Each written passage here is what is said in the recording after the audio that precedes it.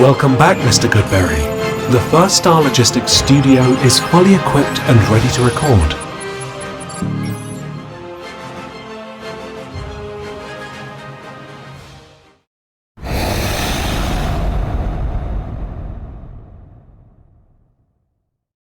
Your Bengals are on a bye week. This is Bengals on the Brain. I'm Joe Goodberry. The show is brought to you by First Star Logistics. I just found out I'm going to be going to the Bengals-Bills game, sitting in the First Star suite. Once again, if you ever get a chance, best way to take in a game, best experience you can have watching your Cincinnati Bengals. But today's episode, Bengals are on a bye week. We've got the trade deadline coming up. We've got some player evaluation. We've got a little bit of film. We'll touch on all of that as we get going. So at 3-3, the Bengals are back into it after the way the season started. I think we'd all take that, but we knew that already. We talked about this after their victory over the Seattle Seahawks. We watched the defensive film. If you didn't check that, if you didn't see that already, that was on Tuesday's episode. You can always go back. It's still relevant. Get a lot of player evaluation done on Cam Taylor-Britt, Sam Hubbard, Trey Hendrickson, and everyone else. Speaking of, I think Trey Hendrickson maybe having his best career year. And then you have to wonder now, is Sam Hubbard having his best career year? I looked at the numbers based on PFF. He's scoring exactly how he always does. This is Hubbard. Going to get over 50 pressures again this year, about 8 sacks again, over 40 defensive stops. He's just having the year he's had the last 3 years. So that's good consistency out of both Hendrickson and Hubbard. You could say the same with Reeder. These are all really good things. One thing I do think they really lack is another pass rusher on the inside. We saw Cam Sample get a sack. That was on the film review. Are we going to see more of that? Can we see that maybe make an impact more often? But also, if he's not a run defender inside, you may need to find another one of those guys. I think that's been one of their biggest issues so far is Josh Tupou. Looks like he maybe not be as serviceable as he was before. And Zach Carter really hasn't taken a step this year, which means they're in a bad situation there at defensive tackle. Otherwise, I really like the defense and what's going on. Nick Scott has his issues, but we're seeing Jordan Battle get moved in there a little bit more. Not as much last week, but I expect that to grow as the season goes on. On offense, ups and downs so far. Really, it's just Jamar Chase playing at the expected level. Everyone else is probably below or around that. And I'm thinking of the O-line as a whole is probably around the expectation. Jonah Williams is probably above the expectation, while Ted Karras is a little below. Cordell Volson did not take the next step. Kappa has leveled off into a good spot so far after 6 weeks. And I'm really happy with Orlando Brown so far for the Bengals. I think he'd like to run the ball more and lean on guys a little bit more. I think the Bengals would like that as well if they can find their run game. Something to watch for. Tight end position, it's going to be a big conversation. We'll talk about that a little bit more. I think Irv Smith is underperformed. Maybe that's not the right word. He hasn't met expectations, but I think the expectations were a little bit out of whack for Irv Smith. And while he's not even meeting where my standard, which was lower for him, or my expectations, which were lower for him, I do think there's an opportunity. I got a play to show you from this last game where I think a couple plays here or there that maybe went a little differently for him, and we'd have a different perception. So we'll see how that goes. And can we get T. Higgins back in order? Can we get Tyler Boyd back in order to help out Jamar Chase, to help out the rest of this offensive unit? And will the Bengals and can the Bengals find something else at running back? And not that Joe Mixon's been terrible. I think he's been one of their top 5 players on offense this year, but they need to find some explosiveness. They need to find someone with some speed. They need to find a way to create some chunk plays on the ground. Let's dive into the film. I got a few plays to show you from this last game that I thought were interesting. I clipped them together. Let's break them down. So this is the play that I was talking about with Irv Smith, where they were setting something up, trying to get a big play here. It would have worked also. And I think the perception could have been a little bit different. So let's first highlight Irv Smith, and I'll talk about the play. Irv Smith's at the tight end position on the side right here. What he's going to do is he's going to run a drag. So it's like almost going to leak out and then run across the field. Hopefully, if you're the Bengals, and this guy doesn't pick him up. This guy doesn't pick him up because he's on the other side of the field. This guy's never looking at him, and he does what he's got to do. And somebody fails to pick up Irv Smith is the hope here. He's going to drag all the way across and hope to get open. So you got Jamar Chase on the other side. He was here. He's going to run out and kind of just sit down here in the flats, hopefully drawing the attention because they run this so many times, right? How many times they run this screen and try and go like that. They do it all the time. So they're going to try and get the defense to say, hey, that's what we're doing. Come and attack and come flow all the way across. If you can, come get Jamar Chase's screen and leave Irv Smith wide open. So there's the play action. I mean, Joe's looking this way the entire time, right? Keeping his eyes this way, hopefully getting the safety to go with him, hopefully getting Bobby Wagner to go with him. This guy's keeping an eye on Joe Mixon. You got a blitz on this side as Tyler Boyd runs this way, hopefully bringing 22 with him. Should leave everything wide open for Irv Smith Jr. So let's see how it plays out there. Now Joe's looking back towards the middle. He wants to keep the safety in the middle of the field now. And there's Irv. So Irv's going to leak out that way. And the reason he doesn't throw this, I think, is because we'll see on the other angle. The pressure is in his face. But I think Irv would have gotten open on this. I think this was going to work. As you see right there, as he came free, you can see the way his hop in his step, the way he's a little bit upset about it. Yeah. So let's watch the play from this angle. You're going to see 53, and that's the yellow, lime green. He's going to try and beat Jonah Williams across his face because they're setting up a blitz for Jamal Adams to come around the outside edge, which is kind of like the Bengals playing paper and the Seahawks playing scissors here. Because if this blitz wasn't happening, this guy probably takes the outside rush and Burrow probably has a little bit more time.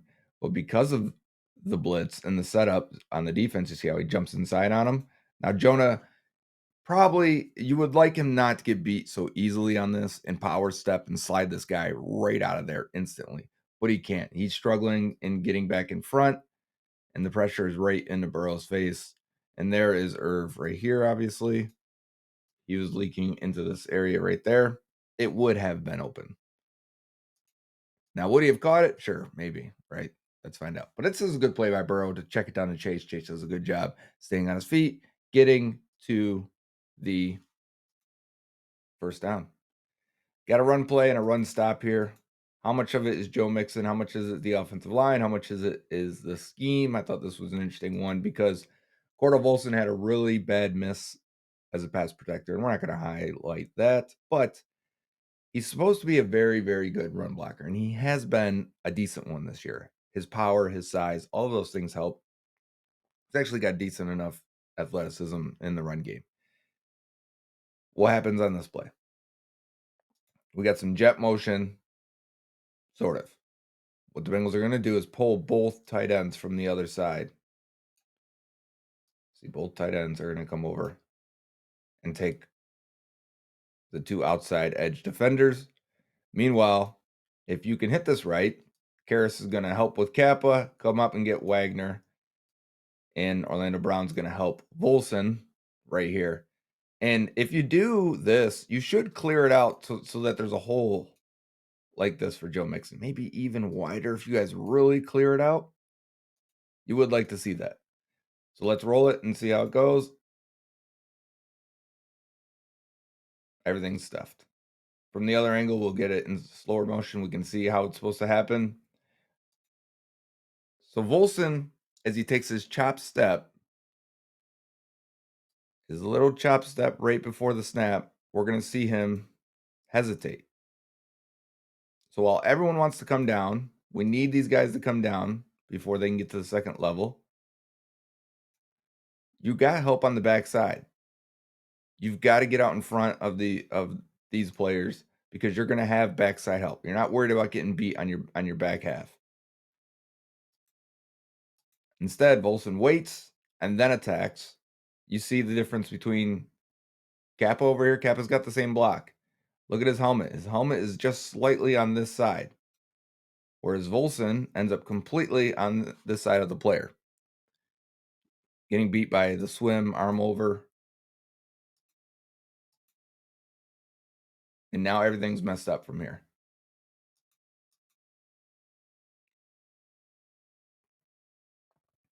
Because Orlando Brown's going to come over and help you.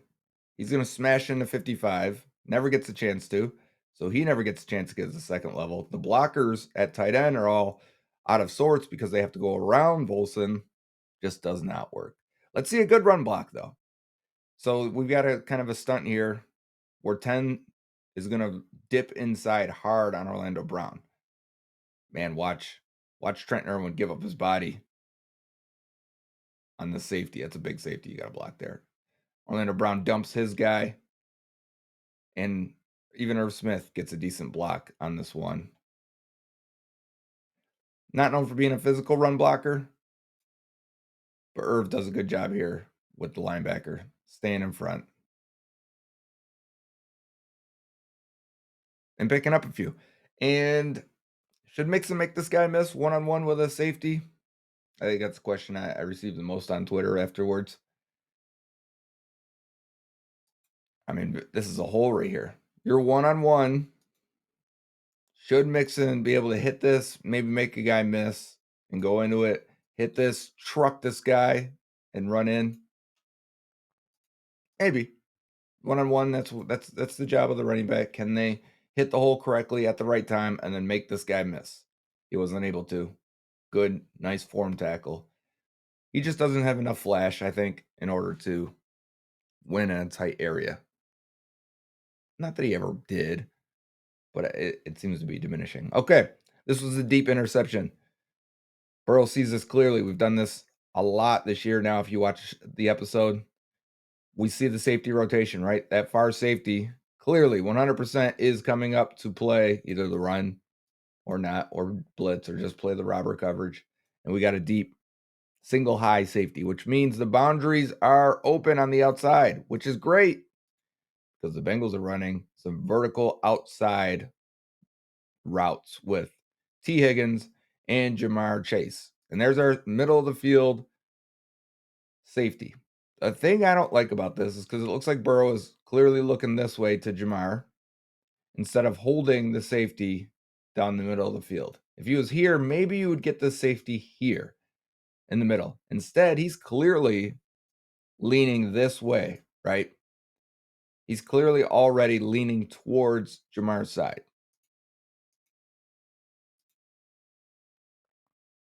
And as we keep going, look, this is the ball's leaving Burrow's hands. The safety is clearly going downhill now. He's going to cut this off. You could say Higgins up here at the top is running his route better than, or winning, not running it better. He's winning his route. You could have gone that direction. But this is something he's picking pre-snap where he's saying, I'm going to chase if I get this coverage. And he does. And I wonder if he's trying to throw the back shoulder ball here. Because this pass, I had an X there. I want to go back to it. This pass should land at least at the 30. I was taught if you're ever evaluating if the ball comes up short on a deep ball, what you're looking for is 40 and 5. 40 yards downfield, 40 yards downfield, and 5 yards from the sideline. 40 and 5. If you can't make it that far, then you wonder what is happening, either arm strength wise, or did Burrow try to throw this back shoulder, which is also possible. If he did, then the placement is bad. The ball placement, which again, Burrow is completing at this rate so far, some of the lowest over 20 yards in the league. I want to say he's either 31st or 32nd in the league in completion rate, over 20. Is a sign, deep accuracy is a sign of arm strength. And can you get into the ball? Yeah. I mean, this pocket is great, right? We'll take this every single time. He would too. And if it's supposed to be a back shoulder ball, maybe that thing is supposed to be coming about here. rather than landing here. It almost lands in the hip pocket of the corner. I mean, these guys are playing the back shoulder balls better than ever before. We saw it versus the Browns game. These corners are sitting on it. You're going to have to beat them deep. Hey, we did the slot fade stuff last 2 weeks ago and how the Bengals defense was susceptible to it. And I said the Bengals will run it. Well, they will run it enough that you have to respect it. And here's T. Higgins faking like he's going to run it from the slot. And as he gets to the top of his route, you see that nice acceleration and then hit the brakes. Make 20 spin out of there because he thinks you're going to go deep on him. Good route by T. Higgins. We've got some run blocking here between Jonah and Kappa. I want you to focus on Jonah. I thought I hit that a little bit longer. Jonah's going to help hit 97, climb up, get 54. The thing I like about this play is 54 is going to end up in a different spot, I think, than expected. So Jonah's going to do a little bit more work after he helps his right guard with the run block here. Bang. Because 54 jumps in, and then Jonah has to turn and get his hands on him. Watch it from this angle. I think it's more impressive. Jonah, wow, hits 97 right in the ribs. This is what it's supposed to look like. Make them fold, make them bend. Now, again, it's a pretty good hole here. Pretty good hole for Joe Mixon, but you only got a split second. You can't hesitate. You're going to have to hit it and trust that Jonah and Kappa are going to split that gap and get him out of there. And that's the thing, like Bobby Wagner was here. So for Jonah to get him out and dig him around and get him over all the way over here, I like it. Drew Sample, you'd like him to be able to finish this a little bit more. 10 comes around from this side, and Sample's unable to cut him off completely. So while he's been doing well in pass protection, run blocking is still a bit of an issue. Actually, let's go back. I don't want you to watch Joe Mixon, and you'll see the slight hesitation. Like if he trusts right now that this hole is going to open, I think the pacing, the footwork, and then when he bursts would be a little bit different. You see that little hesitation? Like, is it going to be? Okay, now I need to go through. Well, then you better break that arm tackle. You better run through that arm tackle. If not, ends up being a minimal gain. This is the fourth and was it fourth and short or third and short? Either way, Bengals get under center to run the ball, and they bring in everyone tight. We've got an extra offensive lineman. Here's Max Sharping. Cody Ford's in the game now for Orlando Brown. We got a tight end, another tight end, and Andre Yosevach. That's everyone. You're bringing everyone on the defense in there. You better be able to block one-on-one and win a couple of these double blocks. It looks like, if we're doing this correctly,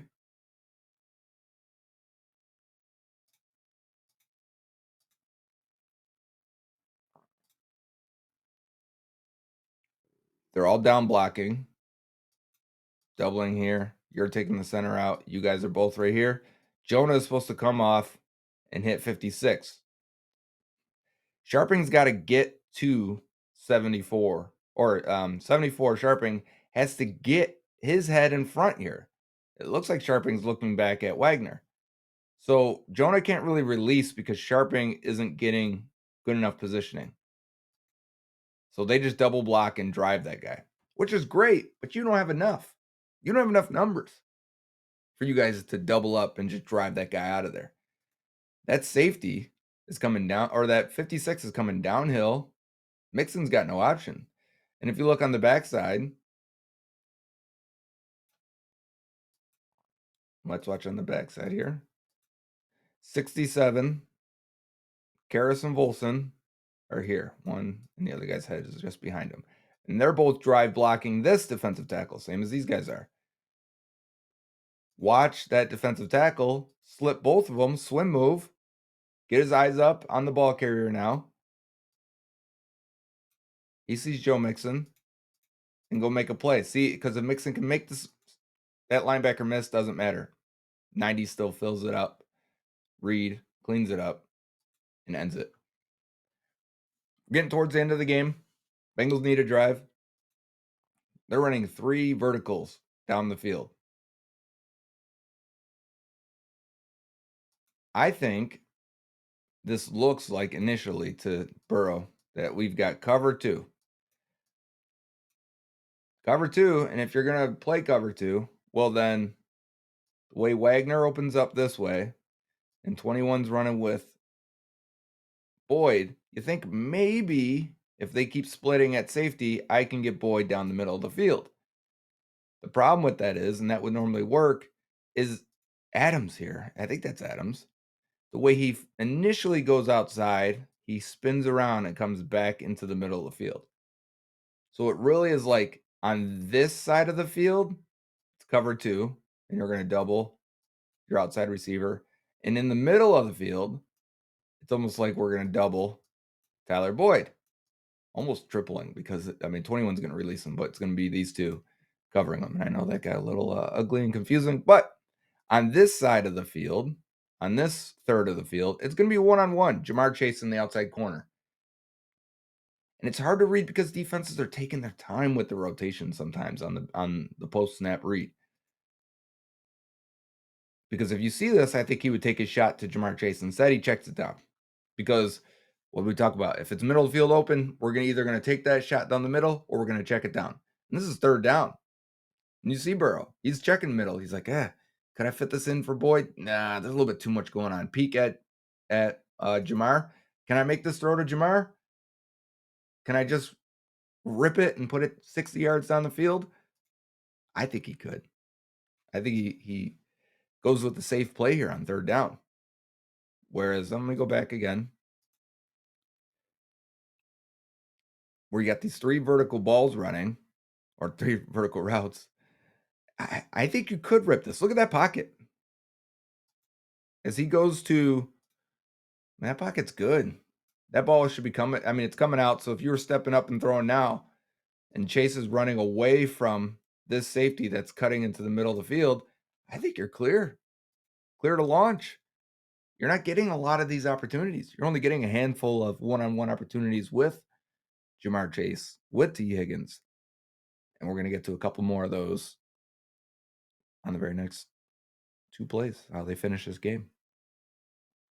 Yeah, he just bypasses. He sees it and goes, I don't think I can do it.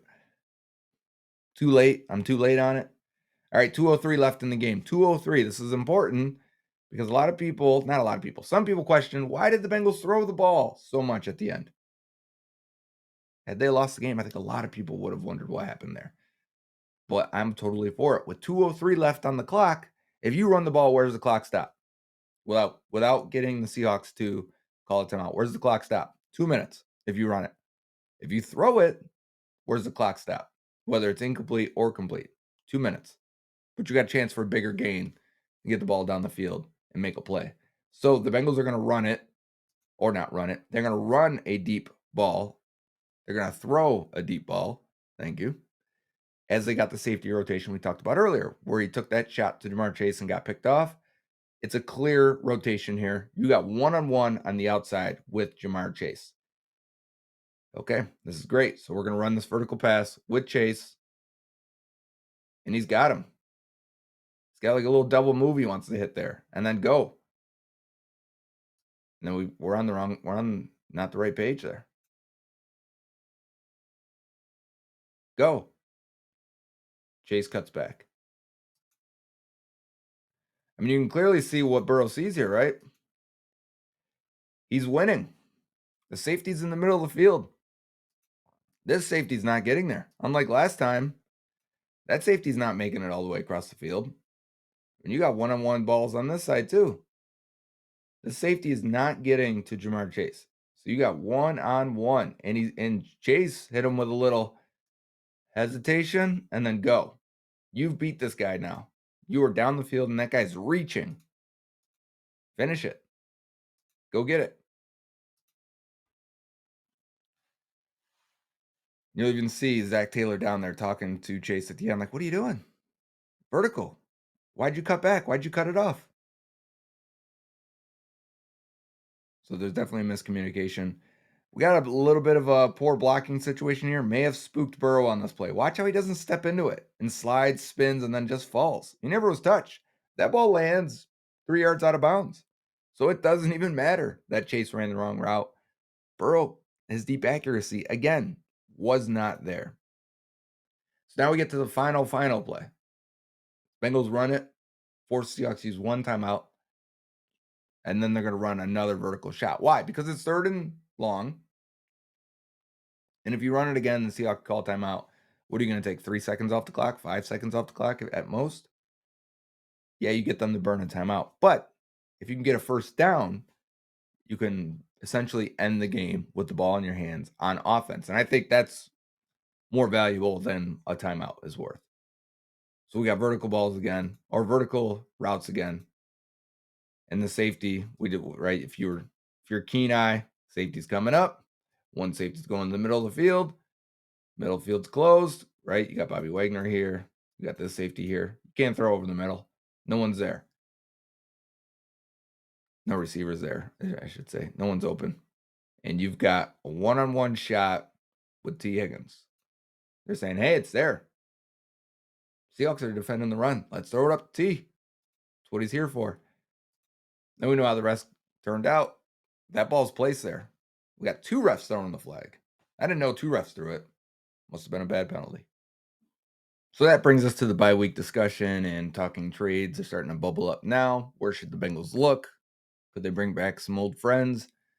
And a lot of Bengals fans saying, hey, they should bring back Samaje Perine. He could probably be head for a cheap late day 3 pick swap. You're right. He probably could, but should they want Samaje Perine? And the same could be said for Hayden Hurst. Hey, what would it take to get Hayden Hurst back? CJ Uzomah back?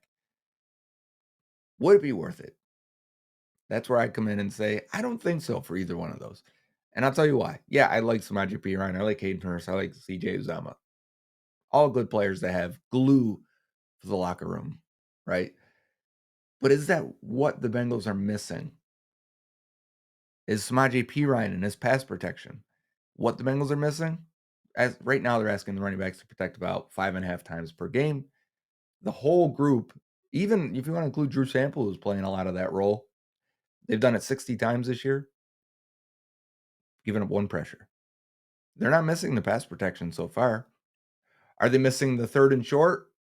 The hitting the hole and pounding it in there for 3 yards in a cloud of dust? There are times you can make the case that there are times they could probably use Perine in those short yardage situations, but they were using Mixon in there before. And then at running back, what are they really missing?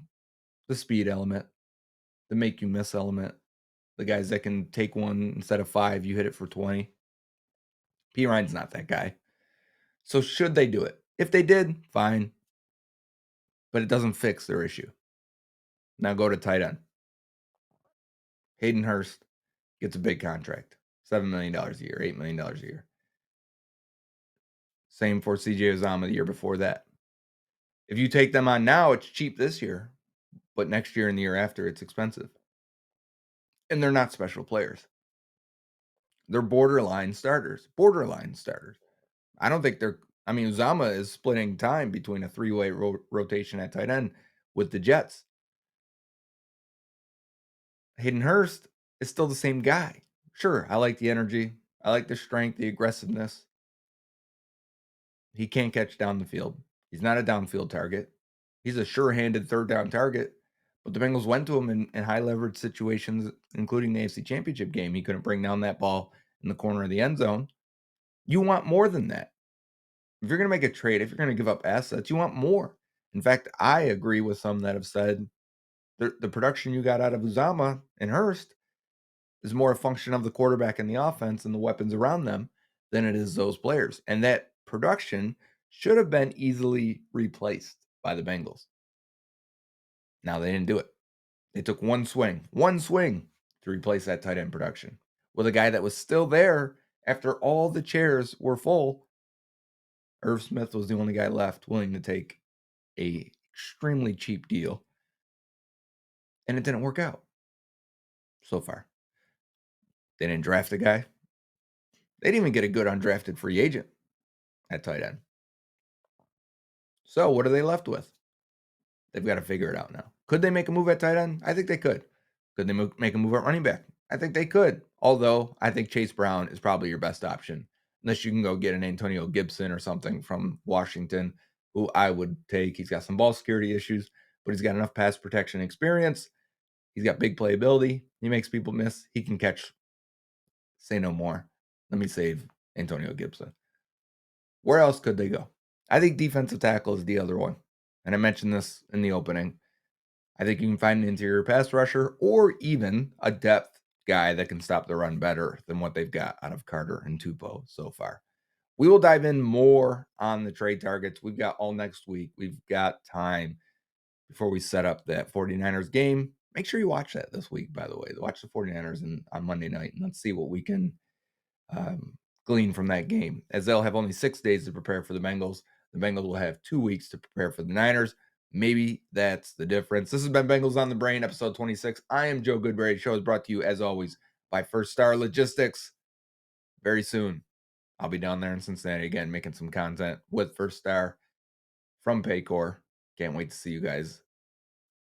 I know we got another game to go to first, but setting it up for when you see me down there, if you're going to that Bills-Bengals Sunday night game. I can't wait to see you guys. Till next time. Dave Lapham here, and every day I am grateful for my experience to have played professional football. As a player, I realize self-motivation, leadership, and appreciating your teammates are key. At First Star Logistics, you can use those same attributes to create the life you want for you and your family. Build your future by working hard like I did. You'll see results both on and off the field. Call First Star Logistics today and be part of our winning team. Opportunity knocking.